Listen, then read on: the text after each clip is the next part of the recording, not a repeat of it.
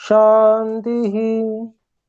ओम शांति शांति शांति शांति।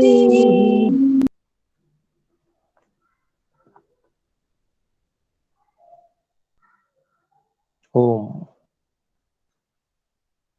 पिछली कक्षा में हमने पित्त के विषय में कुछ जानकारी प्राप्त की थी। पित्त के विषय में कि पित्त 5 प्रकार का है: पाचक पित्त, रंजक पित्त, साधक पित्त, आलोचक पित्त और भ्राजक पित्त। और ये अपने अपने कर्म के अनुसार अलग अलग जगह पे कार्य करता है, जिसके कारण से इसके ऐसे 5 विभाग किए गए हैं। तो ये जो कार्य हैं, इसमें जो विशेष हमें और जानना और समझना है कि जो आलोचक पित्त है वो हमारी नेत्र ज्योति के रूप में है। इसके साथ ही ये जो आलोचक पित्त है ये हमारी कल्पना शक्ति, इमेजिनेशन पावर को भी यही आलोचक पित्त विशेष बल देता है। तो साधना से संबंधित विशेष जो पित्त का योगदान है शरीर में, योग साधना से संबंधित, तो वो विशेष रूप से आलोचक पित्त का भी है। बाकी संपूर्ण जो पित्त है वो हर तरह से शरीर में सहयोग करते हैं साधना की दृष्टि से भी। जो हृदय में स्थित साधक पित्त है वो भी मनोरथों की सिद्धि करने के लिए विशेष उपयोगी है। तो ऐसे ये जो पित्त हैं, फिर इनकी बात आई थी कि इनको किस प्रकार से हम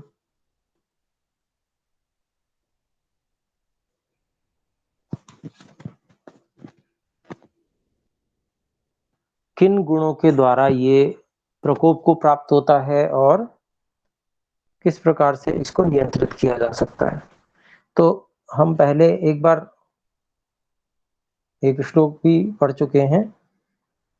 सस्नेहम उष्णम तीक्ष्णम च द्रवम अम्लम सरम कटु विपरीत गुणैः पित्तम द्रव्यैराशुः प्रशाम्यति। तो इसमें इस श्लोक में जो पित्त के गुण विशेष दे रखे हैं, स्नेह से युक्त यानी कि चिकनापन, ये पित्त का गुण है। फिर उष्णता, गर्मी, ये भी पित्त का गुण है। तीक्ष्णता, तीखापन, ये भी पित्त का गुण है। फिर द्रवत्व, बहना, जिसको कहते हैं जो चीज बह सकती है वो द्रव है, तो ये द्रवत्व, ये भी पित्त का गुण है। अम्ल, खट्टापन, ये भी पित्त का गुण है। सर, चंचलता, ये भी पित्त का गुण है। कटु, ये स्वाद की दृष्टि से जो तीखा स्वाद होता है उसको कटु कहते हैं।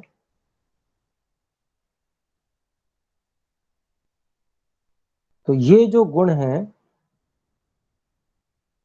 ये पित्त के गुण हैं। अब ये जो पित्त के गुण हैं, इससे समान आहार और विहार यदि हम करेंगे तो उनसे पित्त में वृद्धि होगी।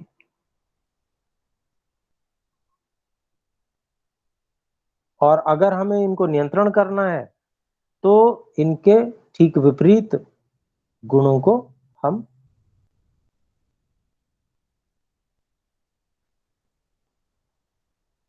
अगर विपरीत गुणों को करेंगे, उनका सेवन करेंगे आहार विहार में, तो पित्त जो है वो उसका शमन हो जाएगा। तो ये जो मूलभूत चीजें हैं, ऐसे बहुत कुछ कि भाई ये चीज खा लो, वो ऐसा खा लो, वो सब चीजें जिनका सलाह दी जाती है उनमें क्या क्या है, उनमें उनके गुण देखेंगे तो ये सारे गुण, इनमें से इनके विपरीत गुण जो है वहां पर मिल जाते हैं हमें।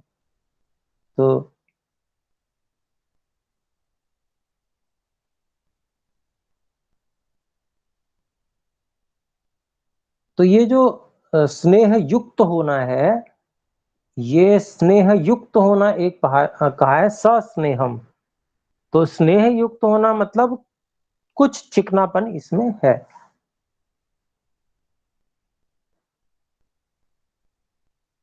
पूरी तरह से जैसे कफ स्निग्ध होता है उस तरीके का नहीं है, लेकिन उससे थोड़ा सा युक्त है। तो यहां पर हम उससे विपरीत भी स्निग्ध को ही ग्रहण करते हैं। फिर उष्ण का बिल्कुल विपरीत है, वो शीत है। तीक्ष्ण का मृदु है, उल्टा। ये जो गुणों का विपरीत, हम विपरीत गुणों में क्या लेंगे, तो जैसे एक प्रकार का स्नेह युक्त हुआ, थोड़ा सा स्नेह युक्त, और दूसरे प्रकार का स्नेह युक्त, अधिक स्नेह युक्त हो गया, तो उसको विपरीत में लिया है, रुक्ष को नहीं लिया है विपरीत में। फिर जैसे द्रवत्व है, अधिक जिसको पतलापन कहेंगे, तो उसको सांद्र को उसका विपरीत गुण मतलब गाढ़ापन। और फिर जो खट्टा है अम्ल, उसका विपरीत गुण कषाय है, कसैला, ये उसका विपरीत गुण हो गया। कटु जो है मतलब बहुत तीखा, उसका उल्टा या तो कड़वा हो गया या मीठा, दोनों ले सकते हैं। तो ऐसे ये विपरीत गुण हो गए। तो बहुत कड़वा, कड़वा जैसे करेला टाइप होता है, ये भी पित्त का शमन करने वाला हो जाता है। और मधुर पदार्थ भी पित्त का शमन करने वाले हो जाते हैं। तो ये जो गुण है, विशेष रूप से जिस जिस गुण से पित्त बढ़ा हो, जिस गुण का सेवन करने से आहार विहार में पित्त बढ़ा हो, उसी से विपरीत गुण यदि सेवन किया जाएगा तो वो विशेष प्रभावी होगा, ये भी देखा जाता है। तो अगर उतना ज्ञान हमें है और हम उतना आत्मनिरीक्षण कर पा रहे हैं कि हमारा जो पित्त की वृद्धि अगर हुई है तो वो उसमें वहां कौन सा गुण विशेष रूप से कारण बन रहा है, अपने आहार विहारों को देखकर, या वातावरण जो बाहर से वातावरण होता है उस सब को देखकर क्या ऐसा हमें लगता है जिससे पित्त की वृद्धि हो रही है, तो वो उससे विपरीत आहार विहार करने पर वो शमन हो जाएगा। तो ये मुख्य बातें विशेष थी पित्त के विषय में। इसके बाद में हमारा विषय आता है कफ का।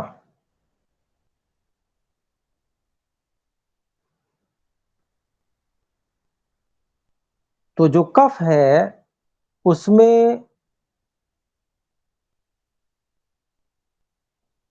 क्या क्या गुण है, वो शरीर में क्या क्या कार्य करता है, उसकी जो अप्रकोपित अवस्था है, मतलब जो प्रकृत अवस्था है, जितना तो कफ जरूरी ही है शरीर में, वो क्या कार्य करता है। फिर बिगड़ा हुआ जो प्रकोपित अवस्था है कफ की, वो शरीर में क्या कर्म करती है, क्या उससे हानि, क्या परेशानी उत्पन्न होती है। फिर इसके गुण क्या-क्या हैं विशेष, इसके क्या विभाग हैं और इनका इसका कफ का किस प्रकार से संशोधन कैसे किया जाता है, फिर शमन कैसे किया जाता है। यही सब बातें अब हम यहाँ पर देखने वाले हैं कफ के विषय में। तो कफ के गुणों में हमने पहले भी एक बार पढ़ा था, वो जो श्लोक था, गुरु शीत मृदु स्निग्ध मधुर स्थिर पिच्छिलाः श्लेष्मणः प्रशमं यान्ति विपरीत गुणैर्गुणाः। ये कफ के गुण हैं। कौन कौन से हैं? गुरु अर्थात भारी, भारी आहार विहार, शीत ठंडे आहार विहार, मृदु मुलायम और मीठे, मुलायम के अंतर्गत आ गया मुलायम आहार विहार, स्निग्ध चिकने आहार विहार। ये विशेष रूप से स्निग्ध है। वहां स्निग्धता युक्त था पित्त में, वहां थोड़ी सी स्निग्धता थी, लेकिन यहाँ संपूर्ण स्निग्धता है पूरी। फिर मधुर मीठा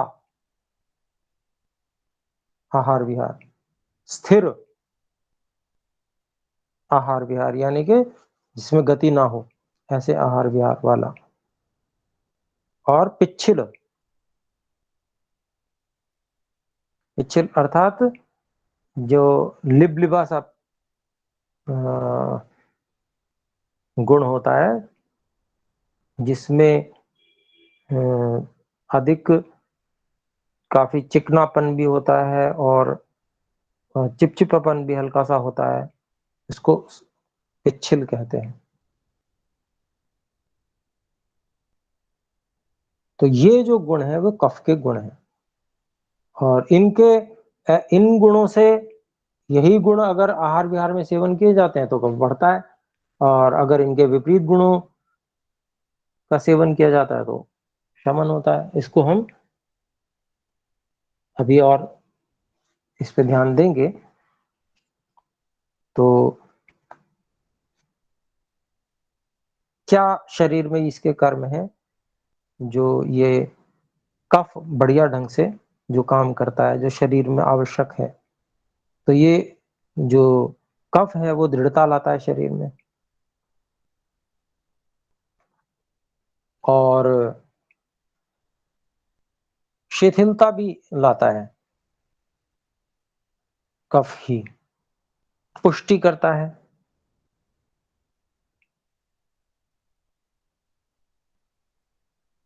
अर्थात इसको हम ऐसे लेंगे कि दृढ़ता, कफ अगर प्रकृतिस्थ रहता है तो दृढ़ता आती है, और नहीं तो अगर नहीं है प्रकृतिस्थ तो शिथिलता होगी।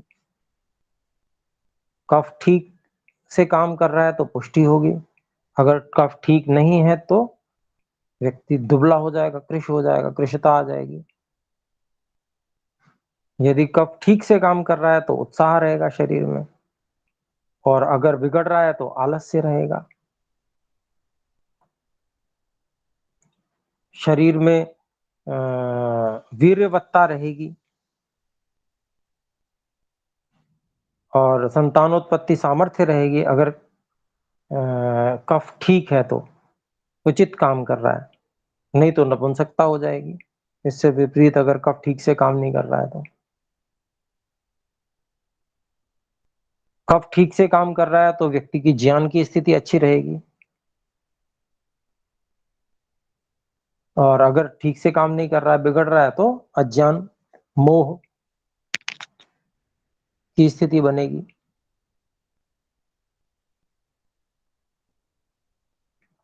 तो ये सब कार्य विशेष रूप से रहते हैं। जब कफ अकुपित रहता है तो दृढ़ता, पुष्टि, उत्साह, वीर्यवत्ता, संतानोत्पत्ति सामर्थ्य, ज्ञान और बुद्धि, ये अकुपित अवस्था में कफ के ठीक प्रकार से काम करने पर शरीर में ये स्थितियां रहती हैं। लेकिन प्रकुपित हो जाता है अगर कफ, तो यही कफ शरीर में शिथिलता, दुबलापन, आलस्य नपुंसकता, अज्ञान, मोह, ये सब अशुभ अशुभ भावों को उत्पन्न कफ करता है। तो इसलिए कफ जो है प्रकृतिस्थ शरीर में रहना बहुत आवश्यक है, प्रकोप नहीं होना चाहिए। और कफ को भी 5 प्रकार का कहा गया है, जैसे पित्त 5 प्रकार का था, वैसे ही कफ भी 5 प्रकार का है, अलग-अलग कार्य हैं। तो इसमें नाम है, पहला है अवलंबक कफ, दूसरा क्लेदक कफ, तीसरा बोधक कफ, चौथा तर्पक कफ कफ, श्लेषक, 5वां है श्लेषक कफ। तो जो अवलंबक कफ है वो छाती और फेफड़ों में स्थित रहता है और अपनी सामर्थ्य से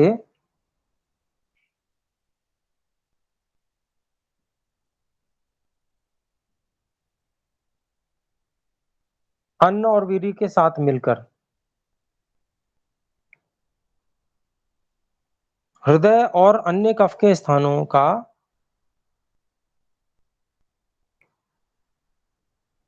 आश्रय बनता है ये कफ।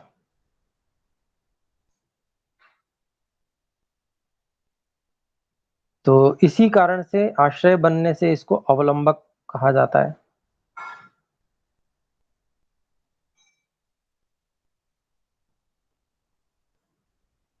तो इन स्थानों जो जो स्थान हमने बात की,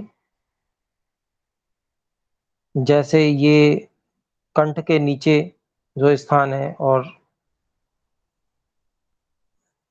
ये जो त्रिक स्थान कहा जाता है, जहां पर ये 2 हड्डियां मिलती हैं गर्दन के नीचे, और इससे नीचे का जो स्थान है छाती का और सारे फेफड़े, तो यहाँ पर ये अवलंबक जो कफ है ये इसको क्लिन्न रखता है। क्लिन्न मतलब सूखने नहीं देता। क्योंकि देखिए यहाँ पर जैसे फेफड़ों में हवा चलती है, कितनी हवा चलती है, हवा का स्वभाव क्या है, सुखा देना। अगर कफ यहाँ ना हो तो सब सूख जाएगा बहुत। जब हवा में कपड़े डालते हैं तो कितनी जल्दी सूख जाते हैं। तो सुखाना तो वायु का स्वभाव है, और वायु ही हम इसमें ले रहे हैं, तो ये सब सूख जाना चाहिए। लेकिन कफ जो अवलंबक कफ है ये इसको चिकना गीला इस तरह से रखता है, सूखने नहीं देता।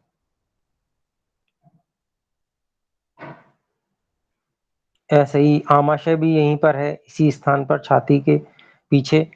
तो जो आमाशय है थोड़ा सा नीचे, तो इसमें भी ये भी आमाशय भी कफ का स्थान है।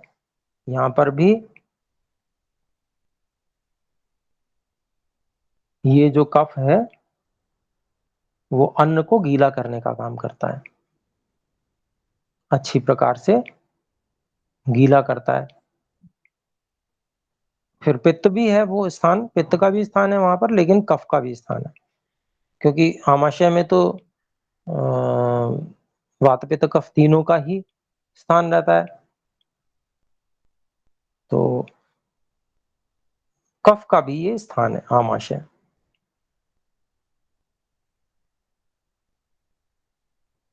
तो आमाशय में जो स्थित होकर ये अन्न को जो गीला करता है, इसके कारण से इसको क्लेदक पित्त कहा जाता है।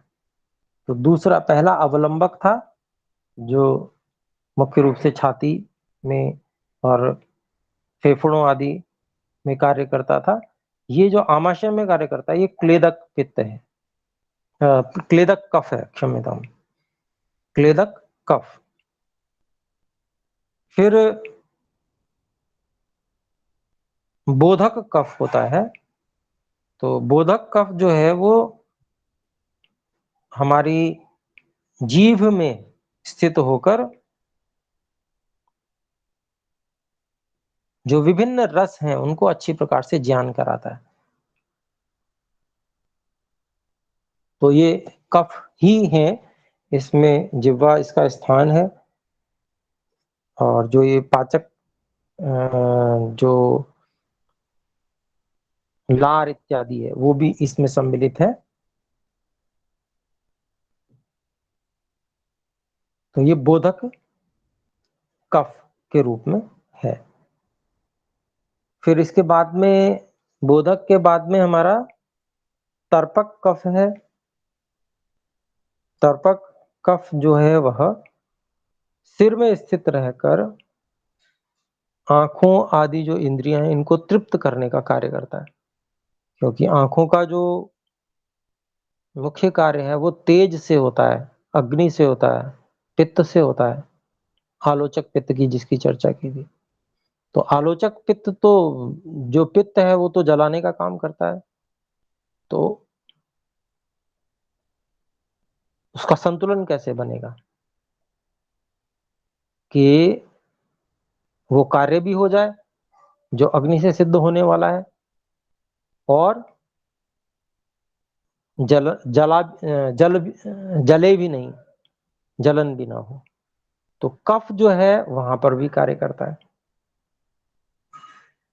तो ये इंद्रियों को तृप्त करने वाला, सिर में स्थित रहकर चक्षु आदि सभी इंद्रियों को तृप्त करने वाला ये तर्पक, ये कफ कहलाता है।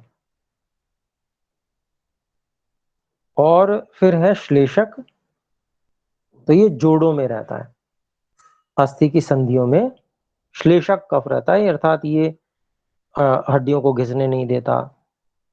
जैसे जो कंडराएं हैं और अस्थियां हैं, दो अस्थियां मिलती हैं जहां संधियां हैं, तो इन सब में भी एक कफ रहता है जो वहां चिकनापन, लुब्रिकेशन का कार्य करता है। तो ये हमारा श्लेषक कफ होता है। तो तर्पक, ये हमारे 5 कफ हो गए शरीर में जो काम करते हैं: अवलंबक कफ, क्लेदक कफ, बोधक कफ, तर्पक कफ और श्लेषक कफ। तो ये 5 कफ विभिन्न कार्यों को हमारे शरीर में करते हैं।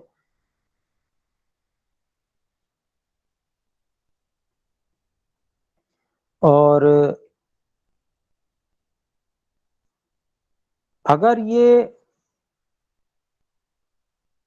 प्रकृतिस्थ रहते हैं, अर्थात कफ जो है वो अप्रकुपित रहता है, तो ये सब कार्य बहुत उत्तम ढंग से करता है। और नहीं अगर रहता और कफ यदि बिगड़ता है तो फिर जो है बहुत अधिक व्यक्ति को उत्साहहीनता, शिथिलता शरीर में, कमजोरी, आलस्य और नपुंसकता आदि ये अनुभव होती है। मोह की स्थिति, अज्ञान की स्थिति, बिल्कुल ऐसे बेहोशी जैसी स्थिति भी हो जाती है। तो ये जो अशुभ भाव हैं ये कफ के प्रकोप के कारण से होते हैं।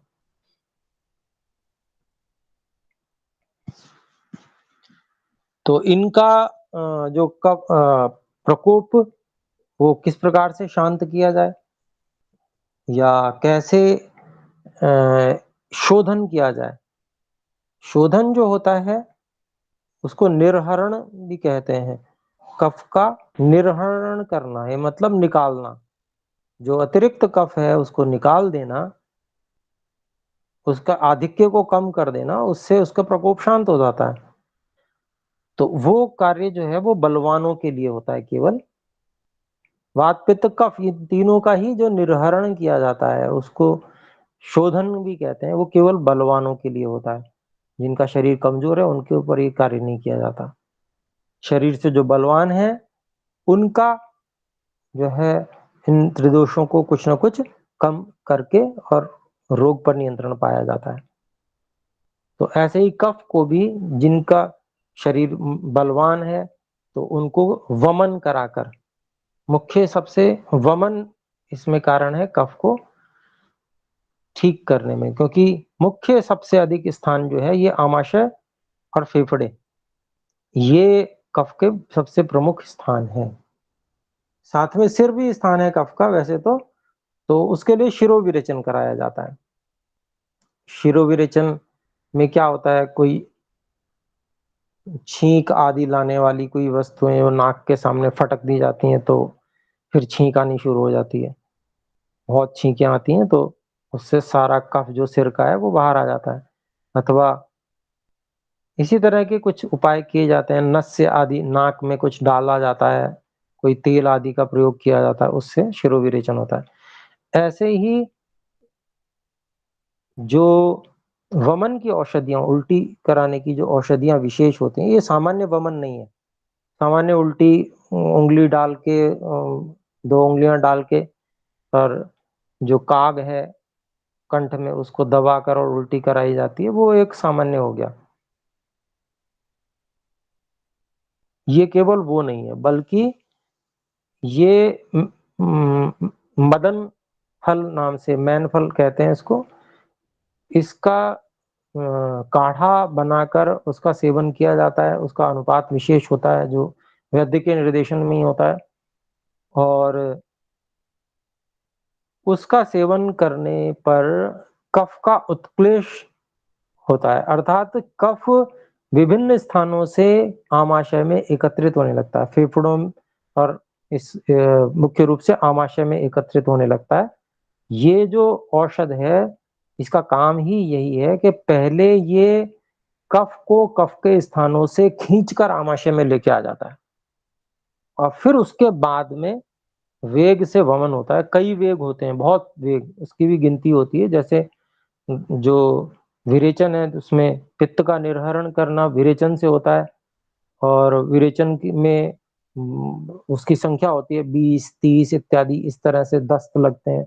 इसी तरह से इसकी भी संख्या, वमन की भी संख्या होती है, और इसके लिए जो पूरा विवरण कल्पस्थान वगैरह में यहाँ पर आयुर्वेद में दिया गया है कि कितना वमन जो है वो ठीक है, उचित है, क्या उसके लक्षण हैं, अति वमन के क्या लक्षण हैं, और उसका उपाय क्या है कि वमन फिर किस, अगर अति होने लगे तो उससे पहले, लक्षण आने लगे तो उससे पहले ही उसको रोक दिया जावे, इत्यादि। वो सारे के सारा विवरण आयुर्वेद में उपलब्ध होता है, जो कि इसके विशेष जानकार वैद्य आदि होते हैं, डॉक्टर्स होते हैं जो पंचकर्म कराते हैं, तो उनको इन सब बातों का बोध रहता है और वो सब चीज़ों को जानते हैं, प्रायोगिक स्तर पे उन्होंने किया होता है, तो उनके ही निर्देशन में ये सब कार्य वमन आदि के किए जाते हैं। तो बलवान व्यक्ति का कफ निर्हरण निर्हरण कर दिया जाता है, बाहर निकाल दिया जाता है, और कफ निकल जाने के कारण से, जो कफ के कारण से, कफ के उत्क्लेश के कारण से, कफ के प्रकोप के कारण से जो समस्याएं उत्पन्न हो रही होती हैं, वो सारी ठीक हो जाती हैं। और फिर उसके बाद में धीरे-धीरे जो आहार और विहार है, उसको विशेष प्रकार से सेवन करा के, संसर्जन क्रम कहते हैं, धीरे-धीरे क्रम से औषध युक्त भोजन बिल्कुल क्रम से दिया जाता है, जैसे बिल्कुल हल्के आहार से भारी आहार तक, और फिर वो बलवान पुनः वैसे ही बलवान हो जाता है और सभी दोष भी नियंत्रण में हो जाते हैं। तो ये उसकी विधि है, वमन आदि, जो पंचकर्म के अंतर्गत आता है। दूसरा जो शमन है, संशमन, बिल्कुल वही जो हमने शुरू में गुण पढ़े थे।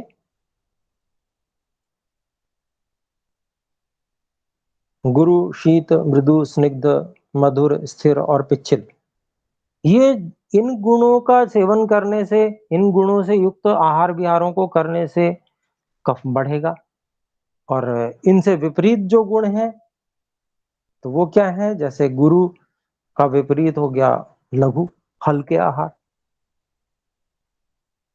आहार विहार, लघु आहार विहार। फिर शीत का उल्टा हो गया उष्ण, उष्ण आहार विहार, वो भी कफ को शांत करेंगे। ऐसे ही मुलायम की जगह कठोर आहार विहार, वो कफ को शांत करेंगे।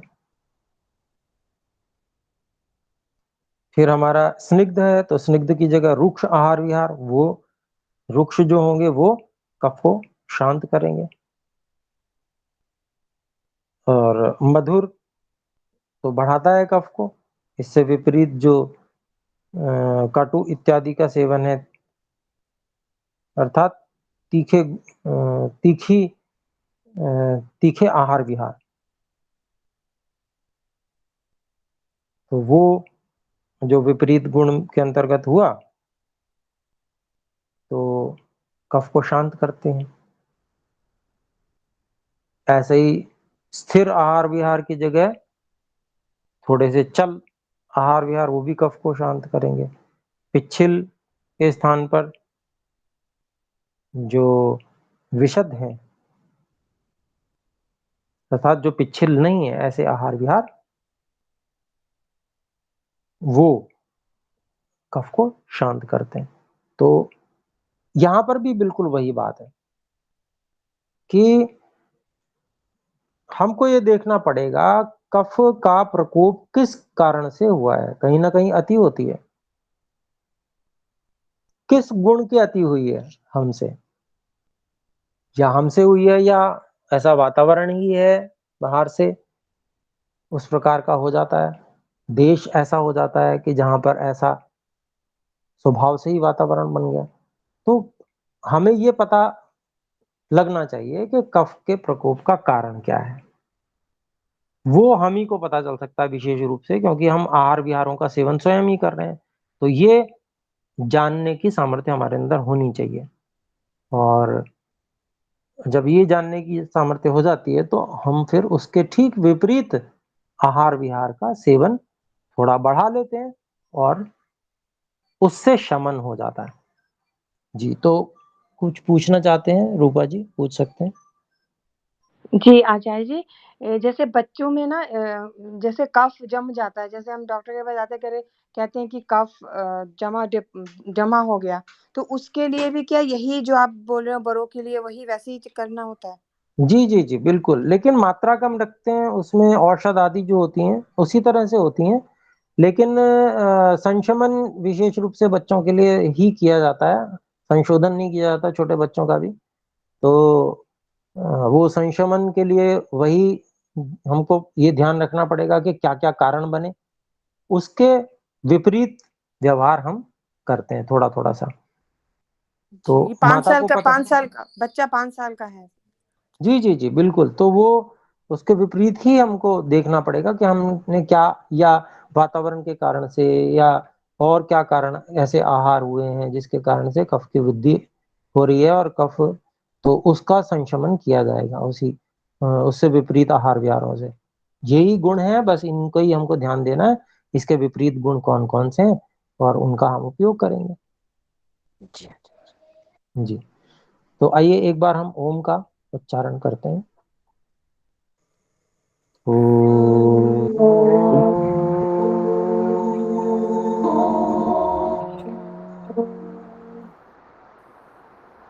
सभी को सादर नमस्ते। नमस्ते आचार्य जी।